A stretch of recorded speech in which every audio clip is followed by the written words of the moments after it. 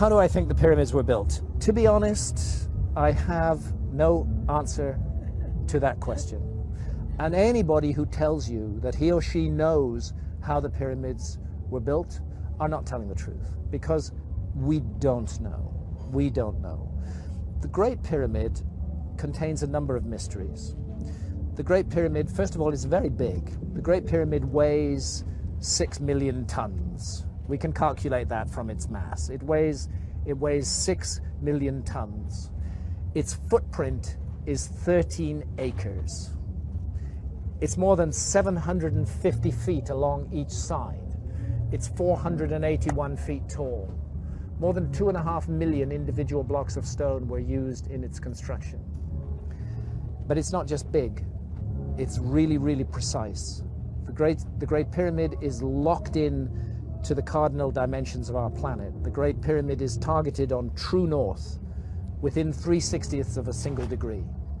Now, no modern builder would create a large building and add onto his or her shoulders the additional burden of aligning it to true north within a fraction of a single degree. They just wouldn't get it. They wouldn't understand why it was important to do that. But something drove the builders of the Great Pyramid to go to a very great additional trouble, not only to create this massive, imposing monument, but also to lock it on to true north. And then other things, to incorporate into its dimensions the dimensions of our planet.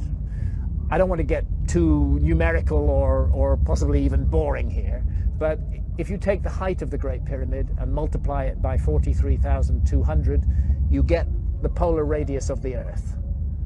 And if you measure the base perimeter of the Great Pyramid accurately and multiply that measurement by 43,200, you get the equatorial circumference of the Earth. In other words, for thousands of years, through times, through dark ages, when human beings didn't even know they lived on a planet, never mind its dimensions, that monument has encoded and speaks out the dimensions of our planet on a scale of 1 to 43,200. And the scale is not random. The number 43,200 is derived from a key motion of the Earth, which is called the precession of the Earth's axis. The Earth wobbles on its axis very slowly at the rate of 1 degree every 72 years. And 43,200 is a multiple of 72. In fact, I think it's 600 times 72, but I need to double check that. But it's a multiple of 72. Check it out. So they've given us the dimensions of our planet on a scale defined by the planet itself. And that's an incredibly clever thing to do.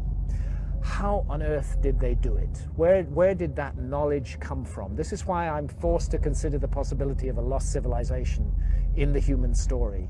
This is a work of almost, but not quite, space-age precision. It contains errors, but they are human errors for sure, but they're very tiny. The great precision, great skill, great craft. Some people will say to you, oh, the Great Pyramid was built by slaves. That is utter bullshit. No slaves were ever involved in the construction of the Great Pyramid. As far as I know, there were no slaves in Old Kingdom Egypt whatsoever. The Great Pyramid, I've climbed it 5 times. I've been in every known chamber in the Great Pyramid. It is a work of stunning artistic achievement. You're looking at the work of masters of architecture at the peak of their skill. Not an unwilling labor force, but people who gave their labor to that work with love and with care and with attention. There are blocks of stone weighing 70 tons that have been raised more than 300 feet above the ground. And we're not talking a couple of blocks, we're talking dozens of blocks of that weight. The average block weighs about 2.5 tons. It's the moving of those huge blocks of stone, their arrangement into a high precision monument, and the achievement of actually doing it, because you know if you make a small mistake at the base, by the time you get to the summit of your 481-foot high pyramid, you don't have a pyramid, you have a corkscrew. You know? They got it all right, and nobody today can explain how they did it, with the knowledge that is supposed to have been available in ancient Egypt, in the Old Kingdom, and with the tools that are supposed to have been available. And that's why I can't help feeling that we are missing some chapter from the human story.